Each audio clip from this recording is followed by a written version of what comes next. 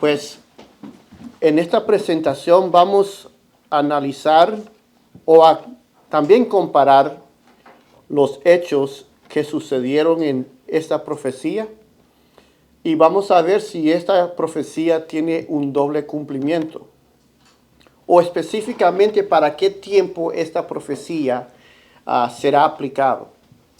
La abominación desoladora de que habló el profeta Daniel.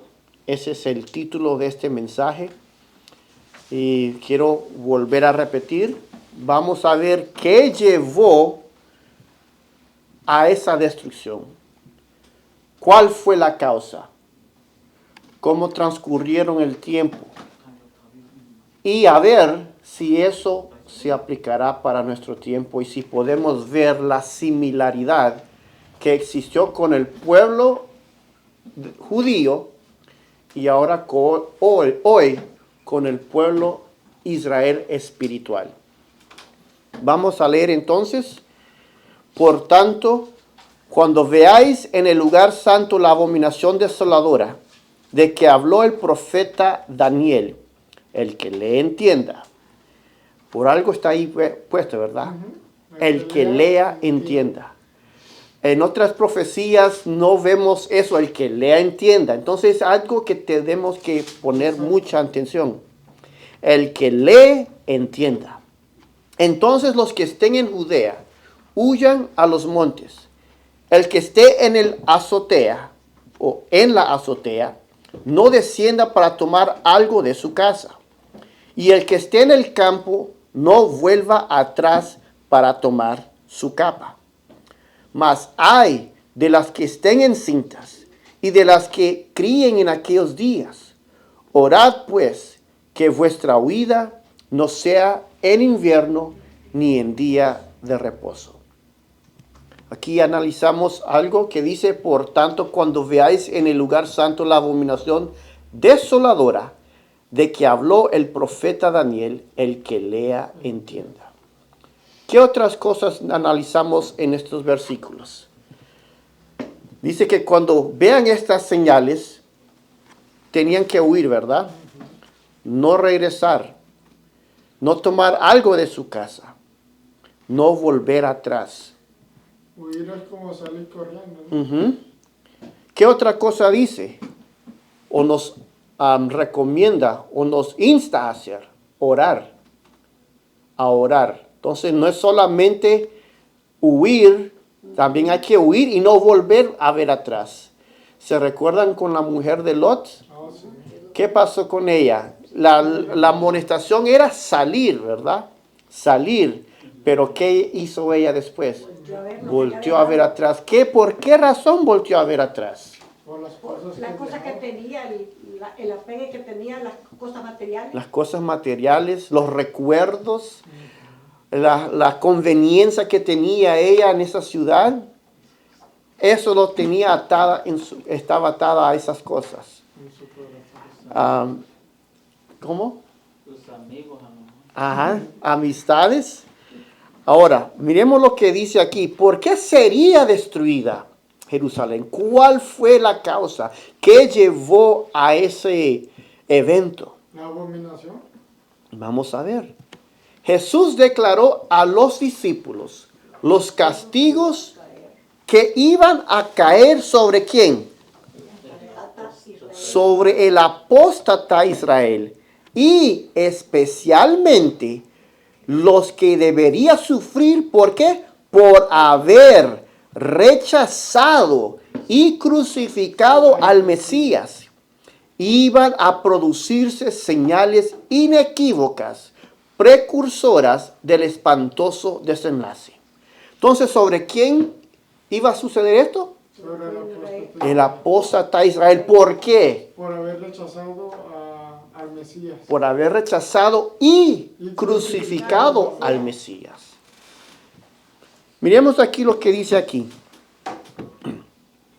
Tan pronto como los estandartes del ejército romano idólatra fuesen clavados en el suelo sagrado, que se extendía varios estadios más allá de los muros, los creyentes en Cristo debían huir a un lugar seguro.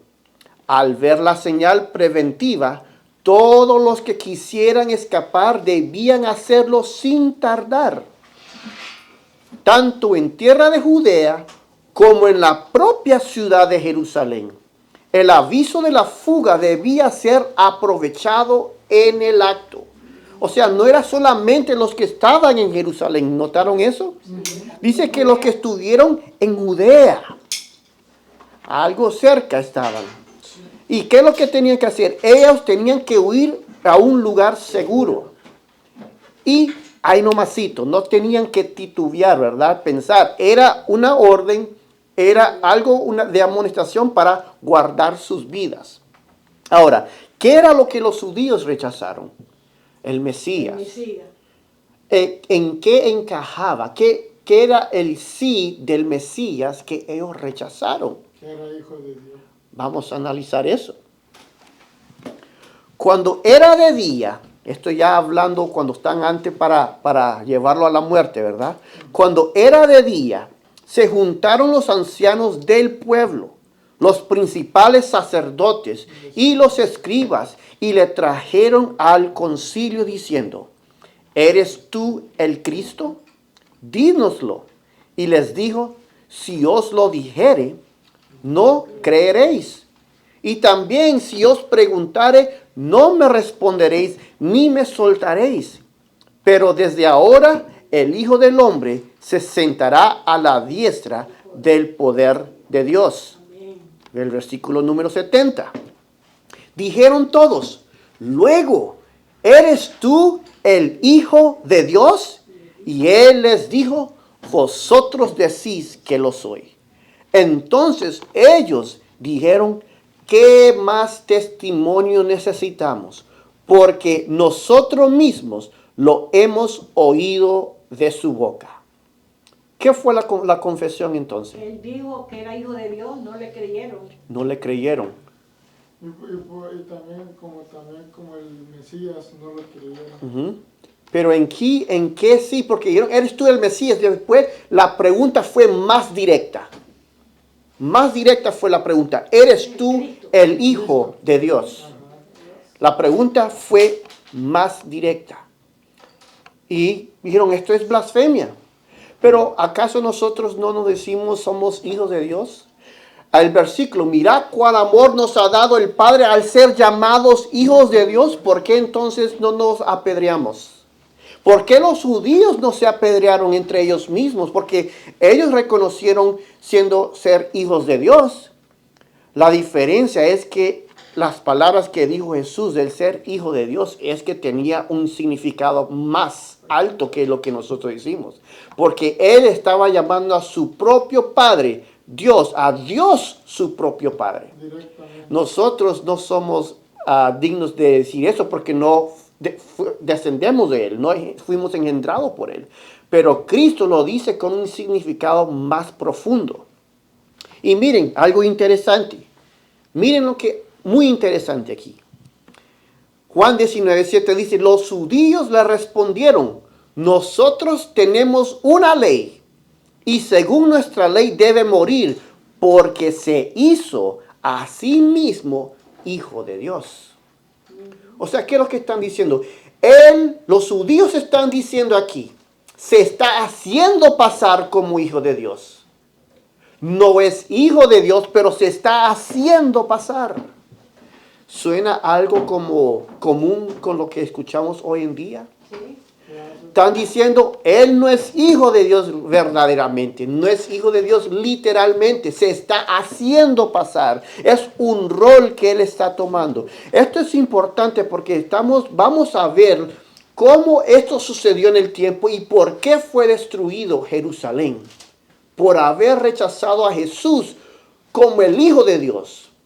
No lo rechazaron porque se hizo pasar como hijo de Dios, sino que no querían reconocer que verdaderamente era hijo de Dios. Miren lo que dice la sierva aquí. Al rechazar a Cristo, el pueblo judío cometió el pecado imperdonable. Y desoyendo la invitación de la misericordia, podemos cometer el mismo error. Lo que está pasando actualmente. ¿Cuál es el error que podemos estar cometiendo? ¿Qué es el error que cometieron ellos? Dijeron, se está haciendo pasar como hijo de Dios. No es hijo de Dios. Y hoy día, lo mismo. Lo mismo. Y lo vamos a ver. Jesús murió en el año 33 después de Cristo. Jerusalén fue destruida 37 años después, en el año 70 después de Cristo. 37 años después. Después de que Jesús resucitó, 37 años después, Jerusalén fue destruida. Dios tuvo aún compasión, misericordia con su pueblo, los israelitas, porque ellos tuvieron que llevar el evangelio a la casa. 37 años después. Pero después, con el apedreamiento de Esteban, ahí terminó. Ahí ahora fue llevado a los gentiles. ¿Cómo era conocido Jesús en el tiempo que Jesús vivió? Los discípulos lo reconocieron como el Hijo de Dios, ¿verdad? Porque ¿se acuerdan cuando Jesús le preguntó a Pedro, ¿quiénes dicen que soy yo? Unos que eres el Elías, otros que eres un profeta.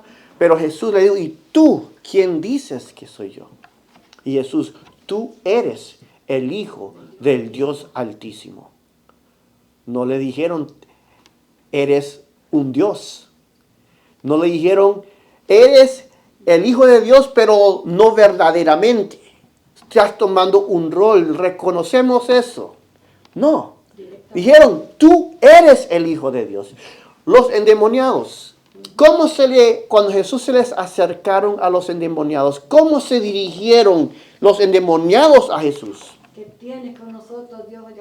¿Qué tienes tú contra nosotros, oh Hijo del Altísimo?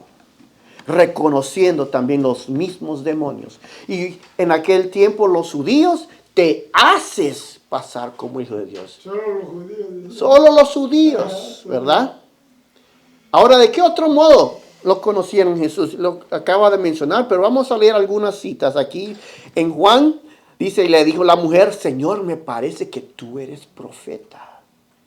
En Hechos 3:22, porque Moisés dijo a los padres, el Señor vuestro Dios os levantará profeta de entre vosotros, de entre vuestros hermanos, como a mí, a él oiréis en todas las cosas que os hablé. Entonces, él también era profeta. ¿Acaso él no profetizó la destrucción de Jerusalén? Sí, lo profetizó. Él era profeta también. Y ahora dice aquí, después de su resurrección, ¿qué fue hecho Cristo? O sea, era el Hijo de Dios, ¿verdad? Lo conocían como profeta. Después, ¿qué fue hecho él después de su resurrección? Así que, exaltado por la diestra de Dios y habiendo recibido del Padre la promesa del Espíritu Santo, ha derramado esto que vosotros veis y oís. ¿Qué sucedió con Cristo? ¿Qué fue con él? Fue exaltado. ¿Qué implica esto de que fue exaltado? ¿Exaltado a qué? Engrandecido. Vamos a ver. Así tampoco Cristo se glorificó a sí mismo, haciéndose ¿qué? Sumo sacerdote, sino el que le dijo, tú eres mi hijo, yo te he engendrado hoy.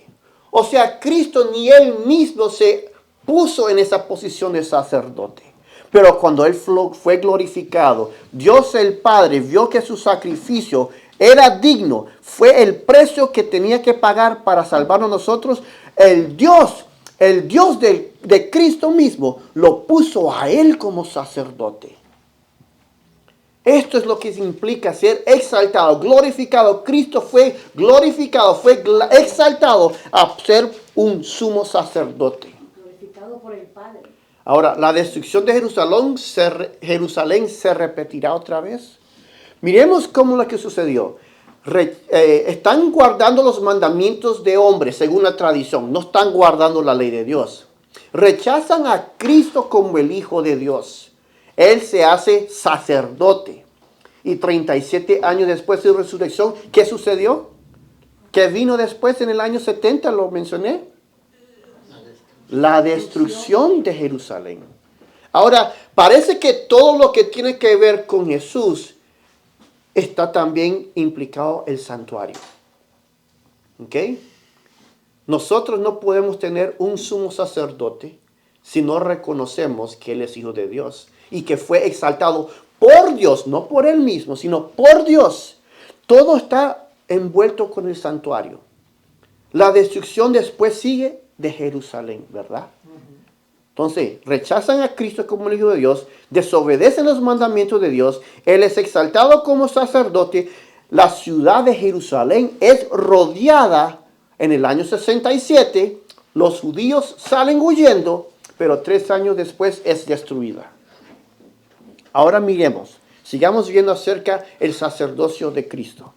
Por tanto, teniendo un gran sumo sacerdote que traspasó los cielos, Jesús, el Hijo de Dios, retengamos nuestra profesión, porque no tenemos un sumo sacerdote que no pueda compadecerse de nuestras debilidades, sino uno que fue tentado en todo según nuestra semejanza, pero sin pecado. Ahora, vamos a ver lo que dice la profeta en cuanto a las profecías de la destrucción de Jerusalén. Los discípulos oyeron las palabras de Cristo, pero no las comprendieron plenamente. No sabían por qué relacionaba los peligros de la destrucción de Jerusalén con los peligros que acechaban a su segunda venida. El Espíritu Santo debía guiarlos a toda la verdad, recordándoles todas las cosas que Cristo les había dicho. Pero los que viven en esta época pueden comprender la advertencia general y deben apropiarse de ella aplicándola al período que le corresponde. Entonces Roma sitia Jerusalén y 3 años después es destruida, ¿verdad? Todo está revuelto con Cristo, la posición de Él en el santuario. Toma la posición de sumo sacerdote. ¿Entró el ahí nomasito al lugar santísimo cuando Él tomó el sacerdocio? No, ¿verdad? Entonces, ¿qué otra cosa hay una conexión o que nos deja saber o que esté aproximada o conectada con el trabajo, el ministerio de Cristo en el santuario? En el año 1840, cuando el poder otomano le fue quitada el poder, y después, 4 años más tarde, ¿qué pasó en el santuario? De 1840. Pasó del lugar santo al lugar santísimo. Roma sitia Jerusalén, destruida ya Cristo es sacerdote. 1840, Cristo entra al lugar santísimo. ¿Habrá alguna indicación para nuestro tiempo de que Cristo esté por salir del lugar santísimo? ¿Habrá alguna conexión también de los hechos que hicieron los judíos que quizás se podrá estar repitiendo en nuestro tiempo? Sigamos leyendo. Lo porvenir les era misericordiosamente velado a los discípulos, de haber visto con toda claridad esos 2 terribles acontecimientos futuros, los sufrimientos del Redentor y su muerte y la destrucción del templo y de la ciudad. Los discípulos hubieran sido abrumados por el miedo y el dolor. Cristo les dio un bosquejo de los sucesos culminantes que habrían de desarrollarse antes de la consumación de los tiempos. Sus palabras no fueron entendidas plenamente entonces, pero su significado iba a aclararse a medida que su pueblo necesitase la instrucción contenida en esas palabras. La profecía del Señor entrañaba un doble significado. Al par que anunciaba la ruina de Jerusalén, presagiaba también los horrores del gran día final. ¿Ustedes creen que la hermana White en su tiempo no comenzó a pensar en Jerusalén, qué va a pasar con Jerusalén? ¿Ustedes creen que ella tuvo eso en mente? Ya que estamos leyendo esto que tiene un doble cumplimiento. Bueno, miremos lo que escribió ella en el año 1894. Una sombra se cierne sobre Jerusalén. Una sombra terrible bajo la cual no deseo caer. Por todas partes se ve una maldición que no deseo contemplar. Puedo ver señales de la maldición por todas partes. Poder decir que he visitado Jerusalén no arrojaría un rayo de luz sobre ninguna alma. No me permitiría decir mejor a los hombres y mujeres lo que deben hacer para ser salvos. ¿Estaba ella viendo la destrucción que una sombra oscura sobre Jerusalén estaba? Sí. Ahora, para recalcar lo que hemos leído. ¿Por qué fue destruida Jerusalén? Por la apostasía. ¿Apostasía de quién? De rechazar a Jesús. ¿De qué pueblo? Jerusalén. De Israel. Israel. Un apóstata Israel. israelitas apóstata. Obedeciendo mandamientos de hombres según la tradición y no obedeciendo los mandamientos de Dios. Rechazando a Cristo como el Hijo de Dios y lo crucificaron porque se hizo pasar como Hijo de Dios según los judíos. Y después fue destruida Jerusalén. Vino el juicio. ¿Se acuerdan cuando los judíos dijeron que la sangre de Él sea sobre nosotros y sobre nuestros hijos? Ellos estaban reconociendo que estaban rechazando a Cristo porque Él se hizo Hijo de Dios. Ahora, transportándolo a nuestro tiempo, ¿hay alguna similaridad? ¿Será que Dios solamente era muy duro con el pueblo israelita y que con nosotros ahora va a cambiar? No, el mismo Dios siempre. Dice las Escrituras, ¿verdad? Y nosotros lo decimos. Él es el mismo ayer, hoy y siempre, ¿verdad? No cambia.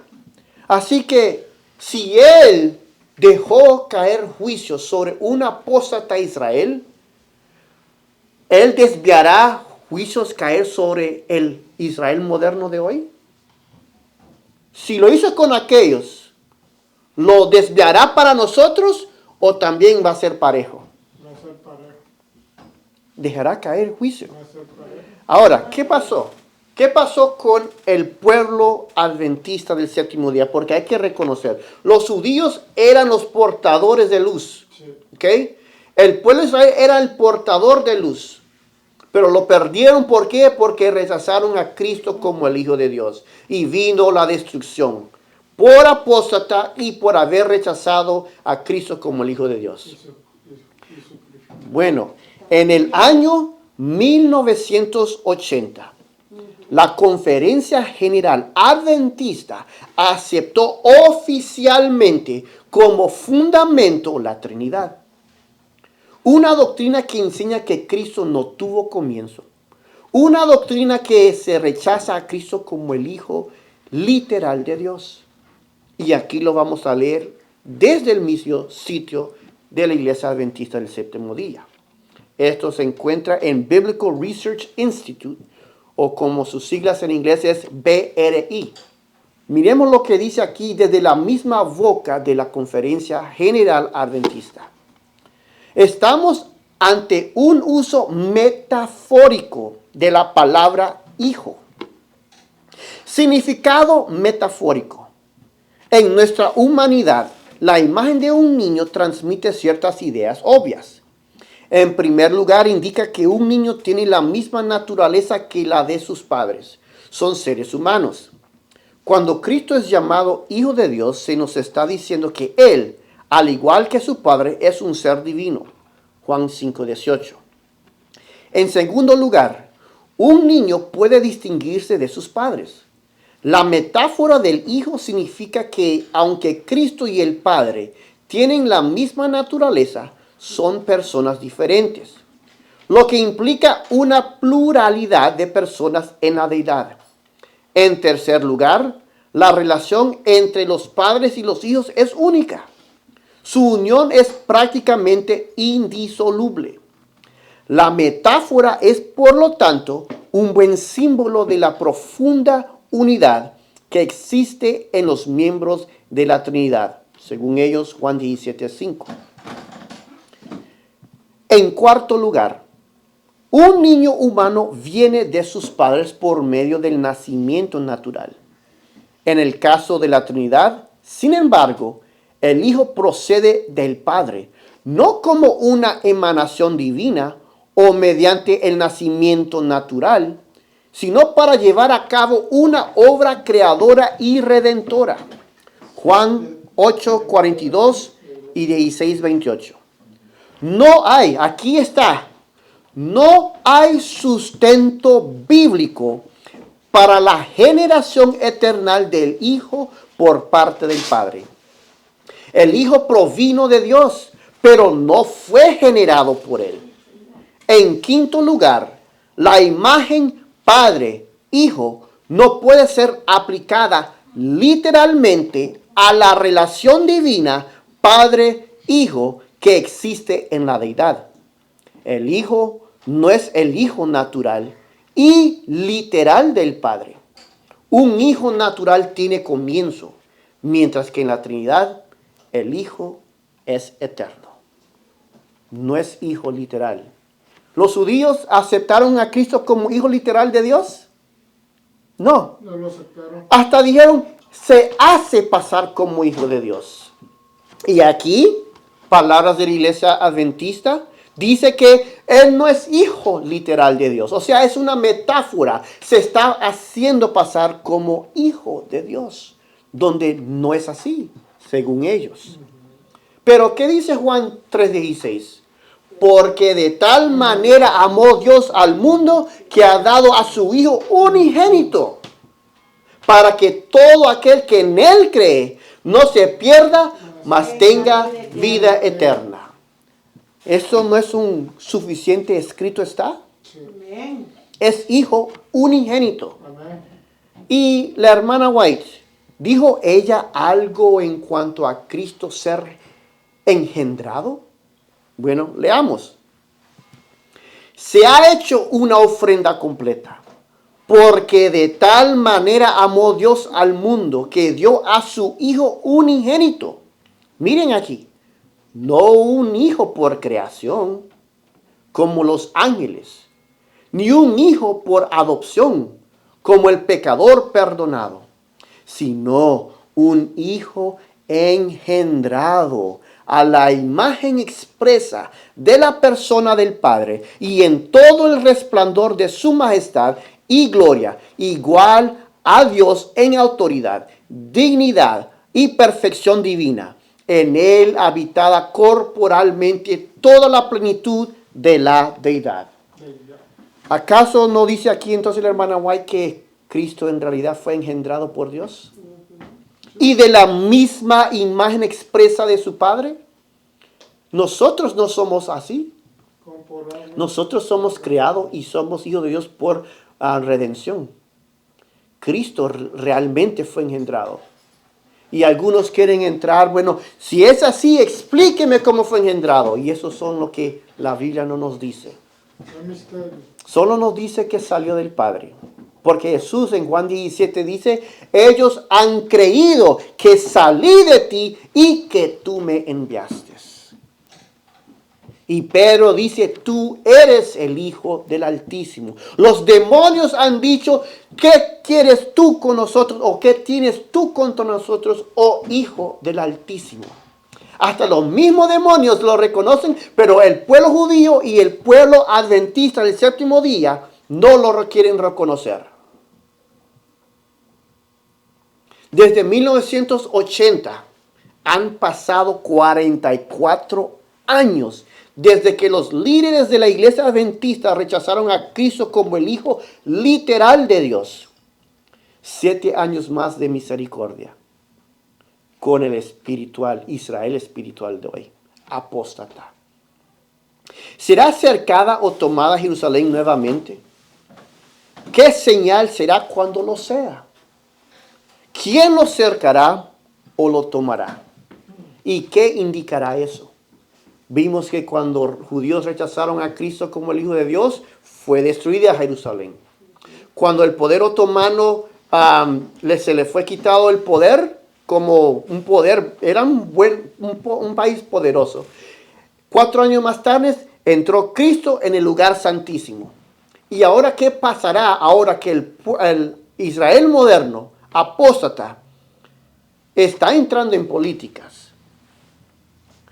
Voy a incluir el video, pero en este año habían políticas aquí en los Estados Unidos, la elección, y les voy a decir que cuando Cristo o cuando Dios le dijo al pueblo de Israel antes de ser llevado cautivo a Babilonia, le dijo que no habrá más rey, sino hasta que venga aquel. O sea, ellos no iban a elegir a nadie. A nadie iban a elegir como rey.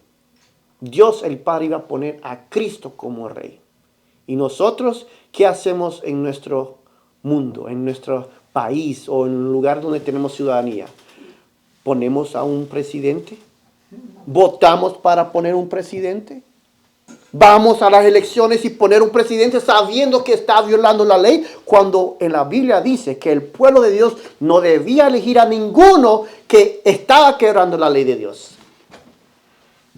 ¿Son guardadores del sábado estos hombres que están en estas posiciones? Bueno, uno dice, bueno, Benjamin Carson, él era adventista, pero ¿saben qué pasó con Benjamin Carson? Benjamin Carson violaba el sábado porque él hacía campaña en sábado. ¿Ah? Y vamos a ver qué otra, ahora, solo para que miren hasta qué punto puede llevar estas políticas. Entonces sí, en este año, una iglesia adventista que yo vi con mis propios ojos, abrió las puertas del santuario, tienen sus salones allí, pero permitieron que llegaran a votar para poner un presidente que ellos eligieran. Una iglesia adventista. Y ahí en la propiedad estaban las señales y rótulos de los candidatos que estaban corriendo para alcalde, para presidente y todo eso en la propiedad adventista, en una iglesia adventista, entrando allí para votar y poner a alguien que esté quebrando la ley de Dios. ¿Qué dijo el pueblo judío cuando estaban crucificando a Cristo o antes de crucificarlo? Y César le dijo, vuestro rey. ¿Cuál fue la respuesta que dieron los judíos? No tenemos rey. César es nuestro rey, ¿verdad? Tú eres nuestro rey. Y hoy el pueblo apóstata adventista va a votar y pone a alguien que sea gobernante sobre ellos. Ahora, quebrando la ley, ¿verdad? El pueblo judío. Ahora aquí, en esta, está el proyecto 2025. Este proyecto 25 es un proyecto que se estaba trabajando antes de las elecciones, donde se ponían allí ideas para la nueva administración para poder ejercer y ponerlo en efecto aquí en los Estados Unidos. Dice aquí construir ahora para una victoria conservadora a través de políticas personal y capacitación. ¿Qué decía aquí en esto? Vamos a ver. Dice, no basta con que los conservadores ganen las elecciones. Si queremos rescatar al país de las garras de la izquierda radical, necesitamos tanto una agenda de gobierno como las personas adecuadas, listas para llevar a cabo esta agenda desde el primer día de la próxima administración conservadora. Este es el objetivo del proyecto de transición presidencial 2025. El proyecto se basará en cuatro pilares que en conjunto allanarán el camino para una administración conservadora eficaz. Entonces, el proyecto aquí es para ¿qué? No solamente ganar, sino implementar cosas que pueden ayudar este gobierno. Miren lo que dice aquí ahora, en la siguiente. Aquí en la sección número 3 general, de General Welfare, hay unos puntos donde este proyecto quiere enfocarse dentro de la administración del nuevo presidente, que ahora sabemos que el que ganó era los republicanos. Presidente Donald Trump es el elegido. Y si ustedes ven ahí, dice el Departamento de Labor y agencias relacionadas. ¿Qué es lo que encontramos en esta sección? Ahí lo pueden leer. Algo que ellos quieren promover dice descanso sabático. Dios ordenó el sábado como día de descanso. Y hasta hace muy poco la tradición judeo-cristiana buscaba honrar ese mandato mediante la regulación moral y legal del trabajo en ese día. Además, un día libre compartido hace posible que las familias y comunidades disfruten del tiempo libre juntas, en lugar de como individuos atomizados, y proporciona una cadencia de vida más saludable para todos.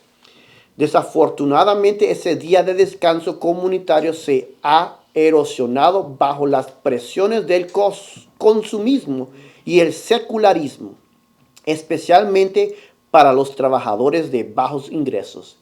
El Congreso debería fomentar el descanso comunitario modificando la ley de normas laborales justas para exigir que a los trabajadores se les pague tiempo y medio por las horas trabajadas en sábado. Pero algo que quiero dejarles saber, y creo que en el artículo lo vamos a leer, ese día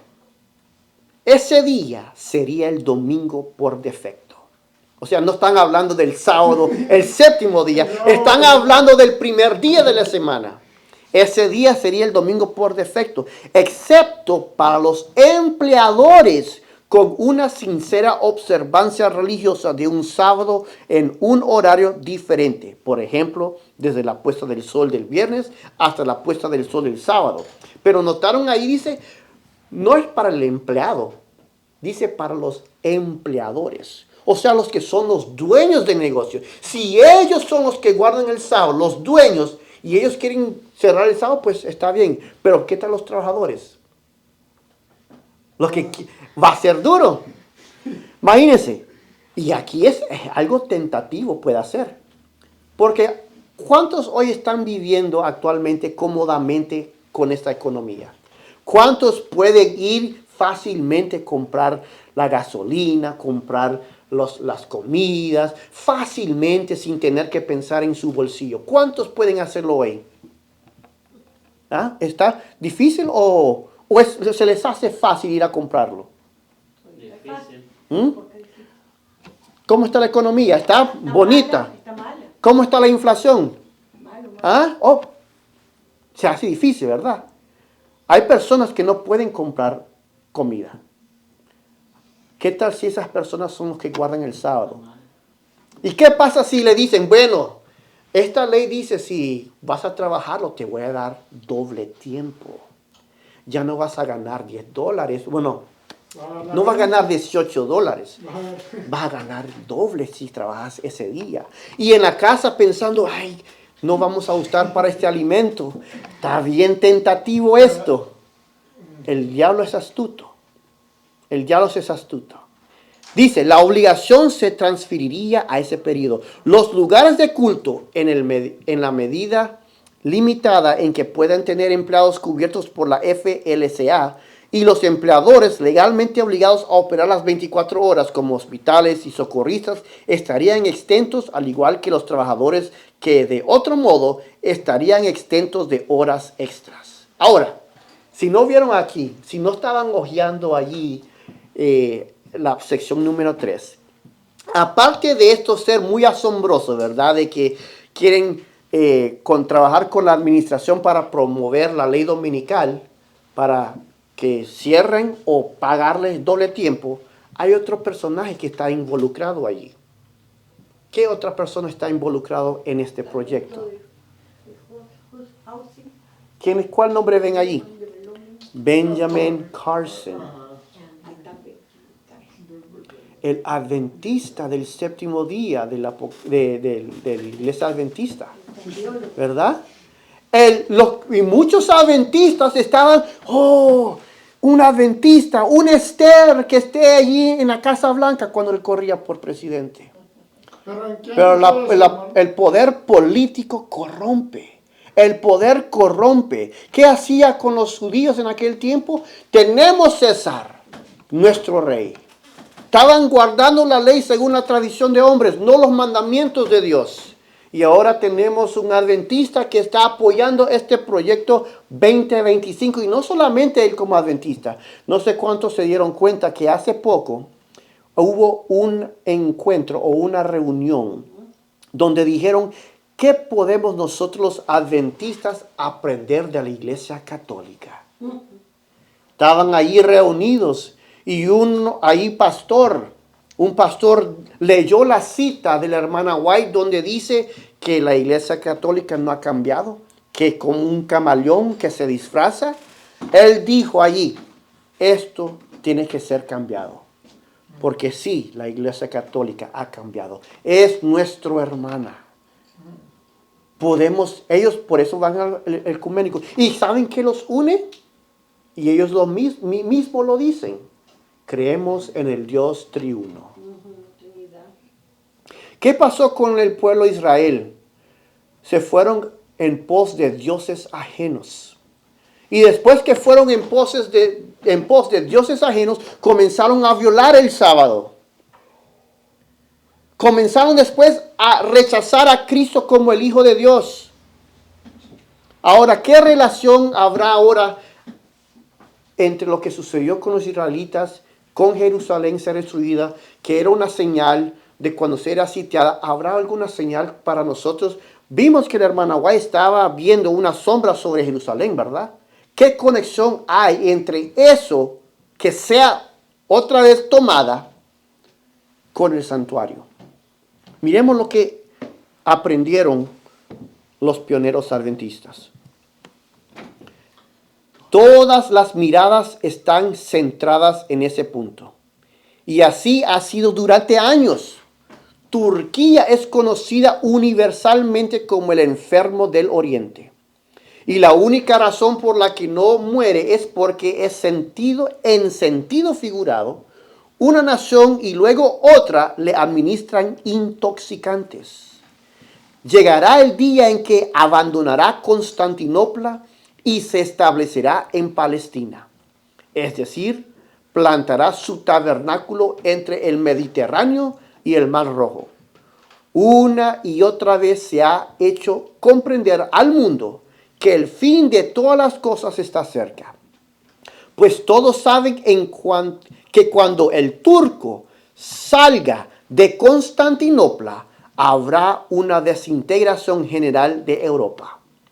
Puede que no llamen a este conflicto inminente la batalla de Armagedón, pero Dios le ha dado ese nombre. Y hoy día dicen que la batalla de Armagedón es algo espiritual, pero no es algo espiritual. Es una batalla literal.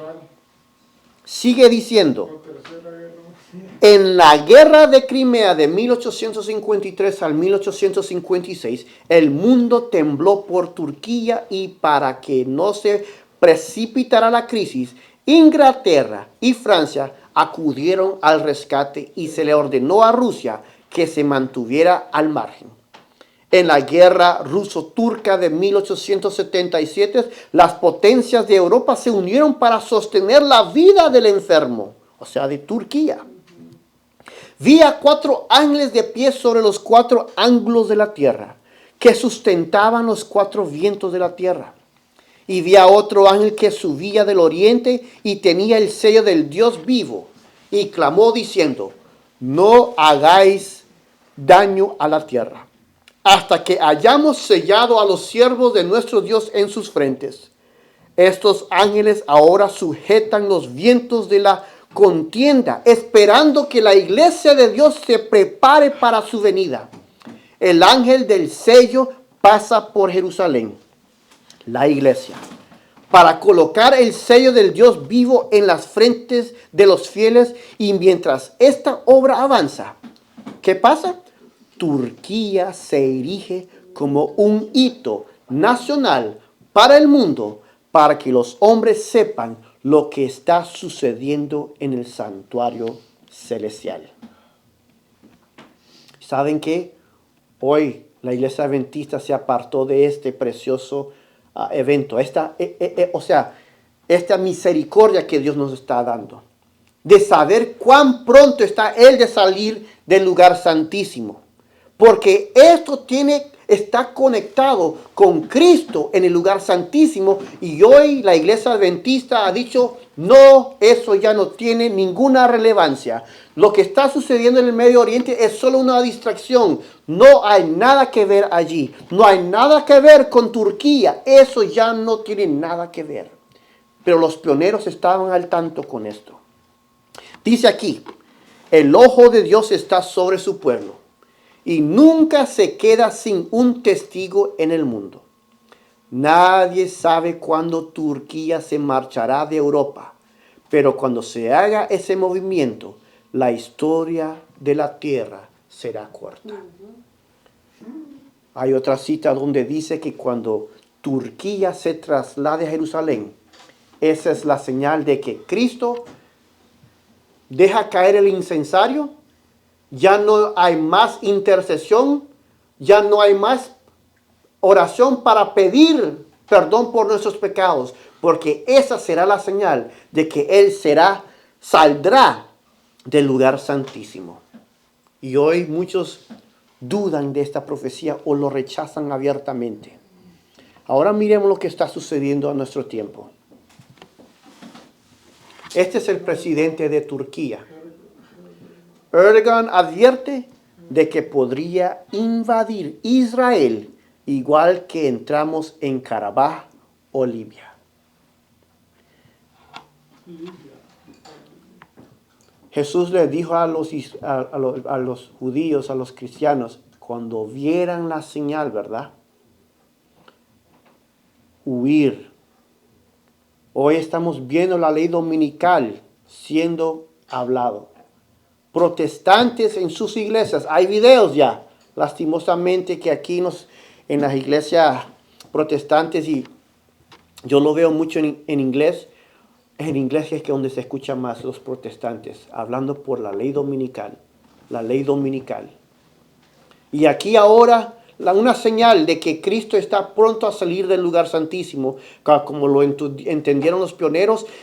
Turquía está amenazando invadir Israel. Dice aquí, el presidente de Turquía, Recep Tayyip Erdogan, ha insinuado este domingo, esto fue del julio del 2024, ha insinuado este domingo durante una convención de su partido, el islamista AKP, que estaría decidido a invadir Israel para poner fin al conflicto palestino si su país tuviera la suficiente fuerza armamentística.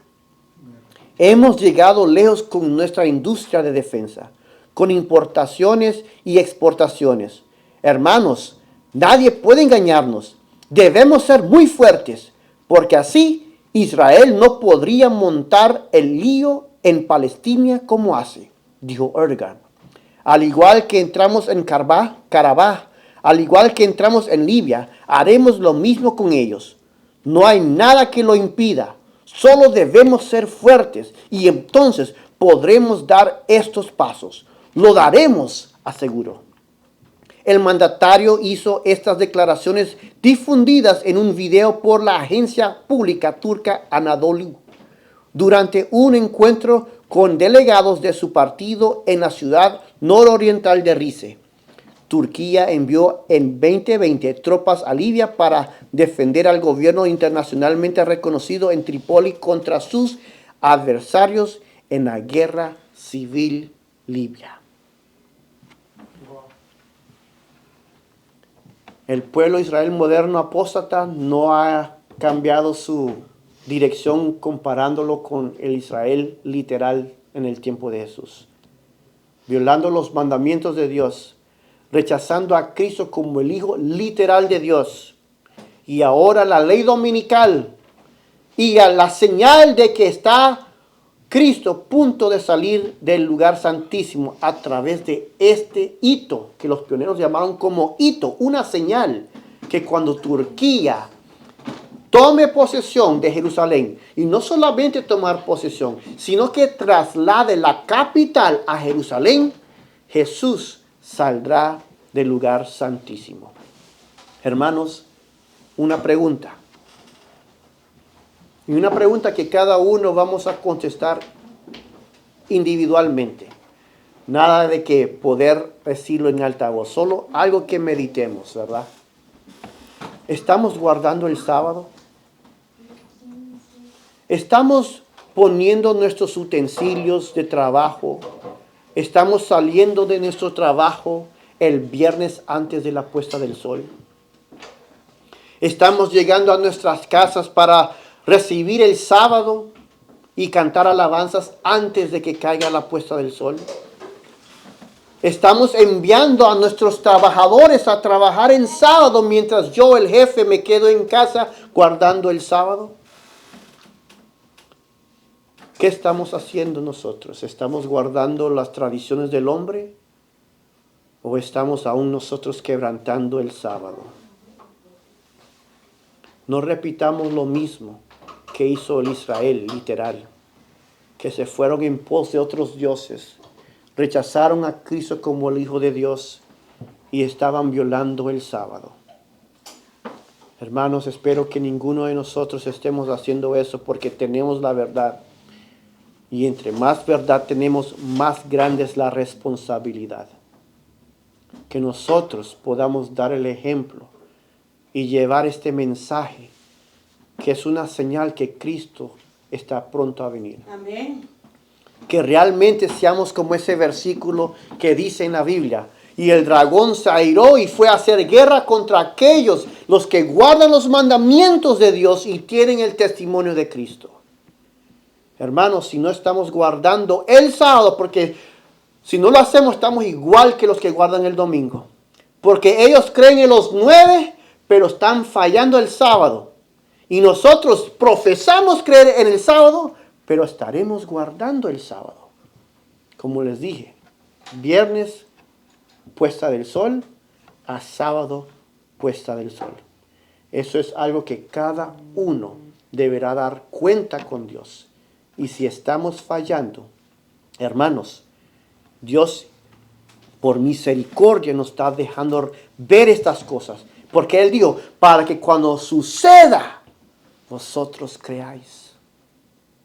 Y despertemos. Despertemos.